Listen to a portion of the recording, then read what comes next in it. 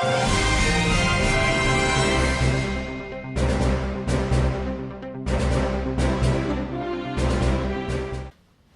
viewers, I'm going to ask Ian a few questions about some of the information which we've recently been receiving.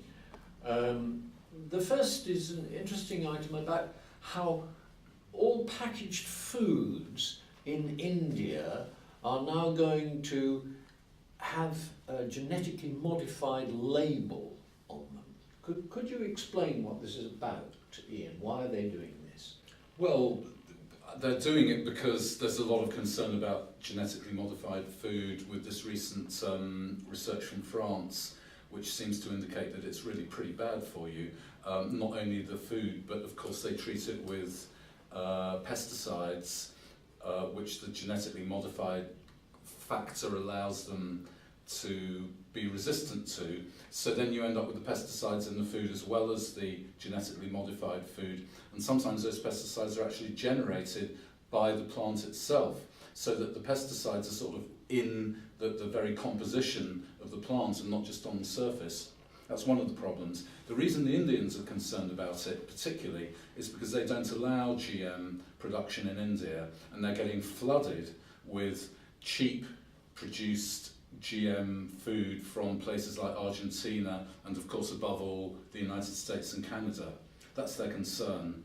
Obviously this is part of a worldwide movement to at least identify genetically modified food, and we've seen a referendum in California which was lost. They still don't have to label genetically modified food in California, but it was only lost after a multi-million-dollar advertising campaign by the food industry, which involved the usual sort of threats that if California wanted the food labelled, they wouldn't supply the food to California and everybody would have to go hungry. I don't know, but they made a lot of threats. Mm-hmm. That's the story there, Noel. But are all packaged foods genetically modified? Are the Indians just taking a sort of blanket action? No. It's only if they're genetically modified, but of course there's so much pollution from genetically modified food in the whole food chain now that probably it will turn out that quite a lot of the stuff is genetically modified. I see, right, thanks very much. The next item I would like you to comment on is that the police have now identified 200 potential victims of the late BBC presenter Jimmy Savile. Can you explain what your concern is about that? Well, I think there's two interesting things about this. First of all, the sheer scale, which of course has been commented on in the mainstream media, the scale of the criminality. In case anybody out there is thinking this is just a setup, you know, maybe it's a mass hysteria, people are coming forward who weren't really molested by him, that can happen, of course. But the unique thing about Jimmy Savile is many people have come forward, and did actually before his disgrace, before he died, but they've all got the same story even though they don't know each other, which is very strong evidence that this is indeed true, that he was a serial child molester. That's one of the points I think is of interest. Another point is that there were many complaints to the police before Savile died. And the police, in each case, the police thought, well, it's this poor woman, and it mostly was women, occasionally men, boys. This poor person is not going to be believed by a jury. That's how the police look at cases. They have an obligation, actually, to consider the likelihood of a successful prosecution. So basically, it's open season against prostitutes, against children, because nobody's going to believe them if the person they're accusing is very respectable.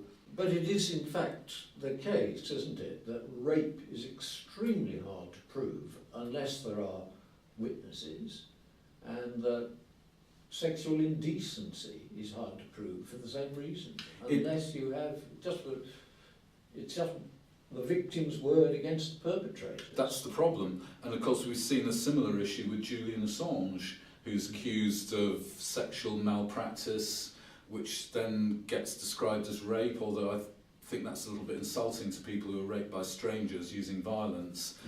So yes, that is a problem, but really there's no way around it.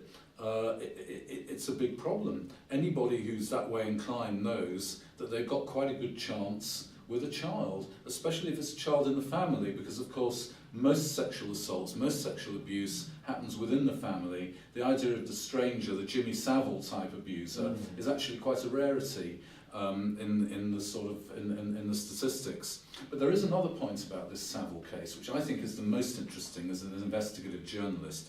Listen to what Kenneth Clarke, Tory politician, said about the Jimmy Savile case.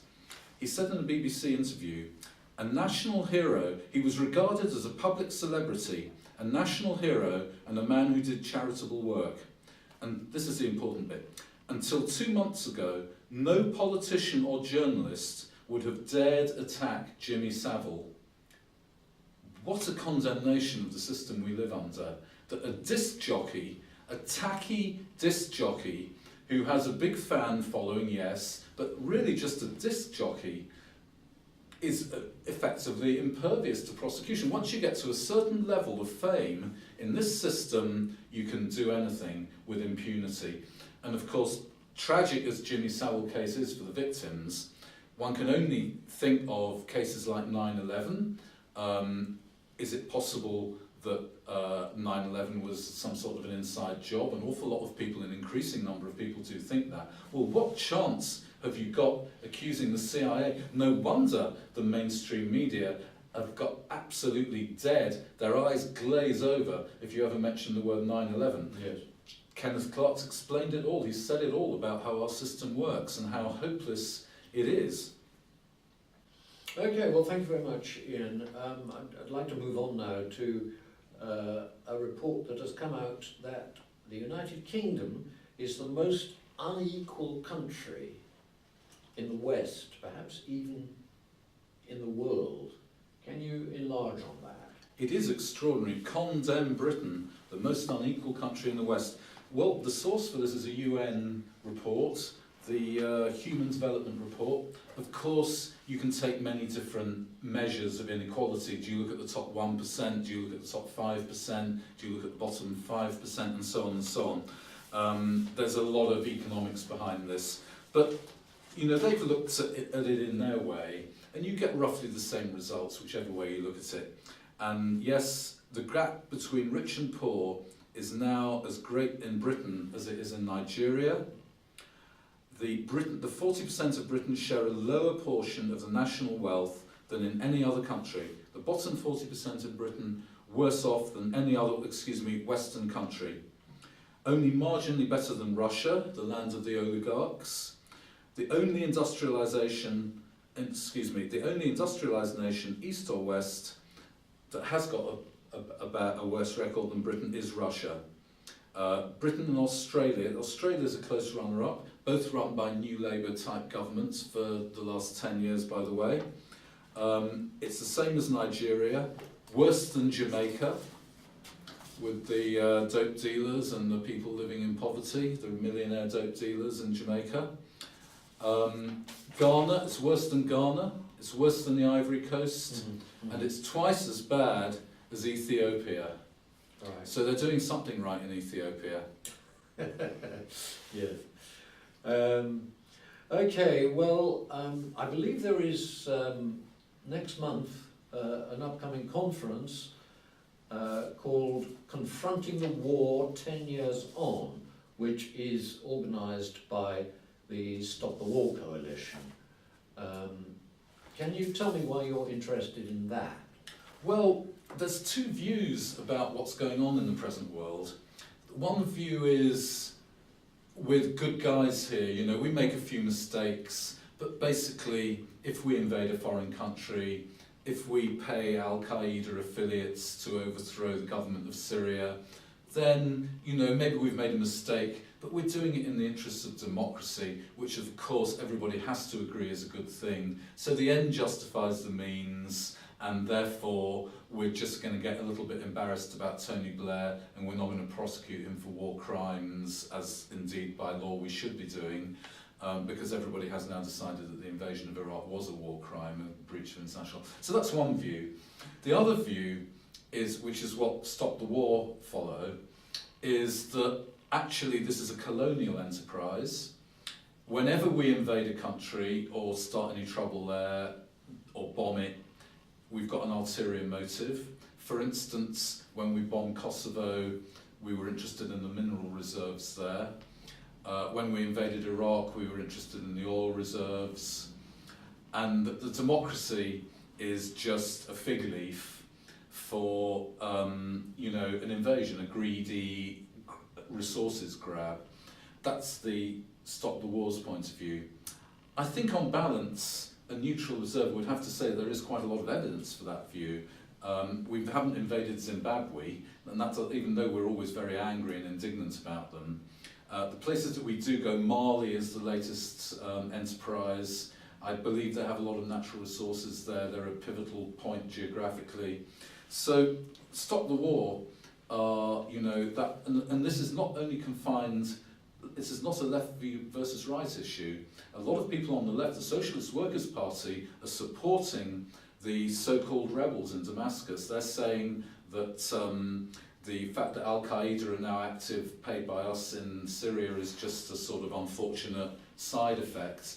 But the real thing to do is to support the overthrow of the Assad government. So it's not a left-right issue necessarily. There's a lot of debate on the Guardian newspaper about it. And on the right, of course, there's a lot of people who are very concerned about wars. They think wars are bad. They think that the American Constitution says they shouldn't get involved in foreign wars. They're undoubtedly right. If you read the American Constitution, you read the statements of the founding fathers. So we've got a very interesting setup here of right and left on one side of the debate and right and left on the other side of the debate. And Stop the War have got a very star-studded conference. They've got Tariq Ali, they've got Tony Benn, they've got Victoria Britton, Jeremy Corbyn, very, very hard-working London Labour MP, very much not New Labour. They've got Brian Eno of Roxy Music fame. They've got Lindsay German, and it's all happening on the 9th of February in London at Friend's House, where we had our conference, where Accountable Democracy had its conference. And that's, yes, 9th of February, and you can easily find it on the internet. Okay, well, thank you very much. Now, I'd like to move on, if I may, to a story which is coming out of Washington, and that is about the fact that there is an issue over torture, and that somehow this is tied up with a movie which has recently come out called Zero Dark 30. Can you go into that a bit? Okay, well, I started off this show by saying that we're impartial, and we are, but we do follow the law, and the law in Britain and internationally is that torture is one of the most serious crimes you can commit. And the general agreement now of almost everybody except a small group of holdouts in Washington is that the CIA was conducting torture. A recent hearing in the European courts has confirmed this. They were conducting torture. The Washington Post, to its eternal shame, describes torture as enhanced interrogation or harsh interrogation. But do they admit it was torture? It is torture, or is that just a? The Washington Post denies it was torture, and by law, they are now, in a sense, accomplices to torture themselves. And what does that mean? Waterboarding? Is that defined as torture? Waterboarding is torture, and actually, the Americans themselves prosecuted Japanese prisoners of war for waterboarding and called it torture. 40 years later, they call it enhanced interrogation when they do it. So it's pretty shameful. Yeah. But the amazing thing, this is actually a good news story, Noel, in a way, because some of the ugliest warmongering people in Washington are actually now coming down against torture. They're saying that this film is horrible. It sounds, I haven't watched it, I have to confess, but it sounds really deplorable. This film, Zero Dark 30, is what they're doing, they're not actually saying torture's great, but what they are doing is showing in their fake story, and I could go on to that later if you want to ask me about it, but in their extremely dodgy story that they're promoting about how Osama bin Laden was allegedly assassinated about a year ago, when an awful lot of people think he died long before that. But that's another story, let's leave that to one side. But during the chase for Osama bin Laden, according to this film, people were tortured by the CIA, and that's been portrayed in the film as it was, as torture. But they're suggesting that that is what led to the capture of Osama bin Laden. In other words, they're suggesting, they're reinforcing the CIA line, which is that torture is a good thing because it helps people, you know, it helps save lives. It's a very questionable argument at the best of times. Some people would say it's a thoroughly dishonest and frankly evil argument, because the truth is, and we now know this from the US Senate, we've known it for years from law enforcement officers, the truth is that if you torture somebody, they'll tell you anything that they think their torturers want to hear. In fact, it's practically the worst way of getting to the truth. If you really have got a ticking bomb that's likely to go off, and you've got somebody who knows where it is, the worst thing you could possibly do in the interests of the potential victims of that bomb is to torture that person. And the good news is that the film Zero Dark 30 is now being investigated by the Senate Intelligence Committee, by warmongers like Dianne Feinstein, whose husband made a fortune out of the Iraq War, by lunatics like John McCain, who always want war. Any time they're ever asked anything by the media, they call for more bombing. Even people like that are disgusted by this film. So we're calling on, I don't think it's a breach of our impartiality, we're calling on our viewers to go out and picket that film, go to where it's being shown, explain to the cinema that they are actually technically themselves guilty of a crime against humanity by showing that film, and try to persuade politely, because a lot of the people who watch that film won't have any idea about these issues, politely explain to the people who are queuing up to watch that film, hopefully there aren't anybody, but if there are, just what the issues are. Okay, thank you very much. Now, you are also interested, I believe, in some fake statistics which are coming from the conservative Liberal and Democrat government. You have to laugh. Yeah. According to David Cameron, they've created 500,000 jobs since they came to power. Yes. Sounds good. The only problem is if you actually look at what those jobs were, and to their credit, the Guardian newspaper, who aren't always on the right side in these sort of issues, they've looked into the statistics. They've made Freedom of Information applications to the Central Statistical Office, Office for National Statistics. Over 20% of the total involve those on largely unpaid government back-to-work schemes, the majority of whom are still claiming job seekers allowance. So I don't know whether they're cast as shirkers or scroungers, but they're getting job seekers allowance, they're not getting paid very much at all, and the government's counting them as being at work. But that's not the worst of it. Do you know that according to the government statistics, if you're forced, and you can now be forced, to go and work in a charity shop for nothing, that counts as a job that the con Dems have created. Yeah, what a world we live in. They're massaging the unemployment. They're massaging the unemployment figures like it's a Chinese massage parlour in Singapore at midnight. Do that? Didn't Labour do that as well? I think they probably did, but weren't the Conservatives angry about that? How they complained about it at the time. I mean, I'm sorry to all those people who have been forced to work in the charity shops, but you know, you've got to get it. You've got to laugh. You know, you've got to keep your sanity, haven't you? Okay, well, thank you very much, Ian. I think that's all for the moment. There was something about cockroaches. Yes, do you want to speak about cockroaches? Yeah, I like this one. All right. Now, this isn't a dodgy polling organisation. As far as I can see, we've got let me just check on what they're public policy polling. And if you go to their website, you'll find that they did actually come up with a very accurate prediction of the last American election results. Yeah. Well, they did a sort of, probably for fun, they did a series of popularity tests. And they asked people, you know, what is your favourite 9 out of 10, don't know quite how they did it, but something like that. And Well, politicians are below cockroaches In the unpopularity in the state. unpopularity state. The average American voter is more attracted to cockroaches than they are to politicians. Of course, you know, Cockroach Liberation Front will possibly tell us that that's a perfectly justified position. You know, I don't like cockroaches. A friend of mine once had an infestation. They're horrible. Traffic jams are also more popular than politicians. But in the UK, it's the same. If you ask about the professions in the UK, consistently at the bottom of the table, you get journalists and politicians. Noel, I've got a friend in quite high up in Whitehall, and he's nobody's liberal, he's nobody's radical, he certainly isn't any sort of conspiracy theorist.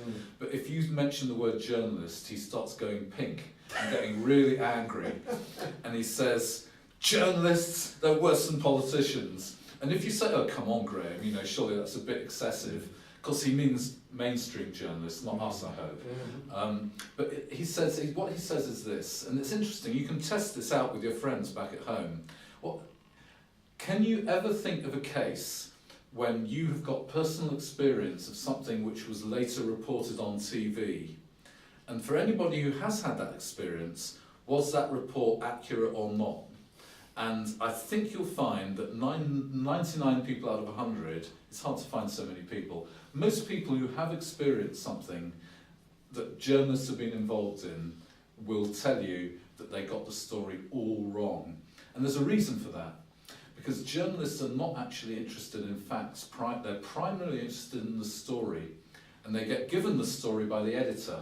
And the editor conjures up the story with a very close eye on the proprietor and the advertisers. As we heard at our conference, the Accountable Democracy Conference in November, we had a guy who'd been a lifelong journalist. He says he's never been in a newsroom where everybody hasn't been totally aware of the interests and desires of the proprietor. So much for freedom of the press.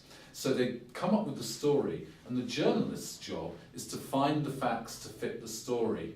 As they said of that joke, you know, about the news of the world, all the nudes, I'll say this carefully, all the nudes fit to print, and the news printed to fit.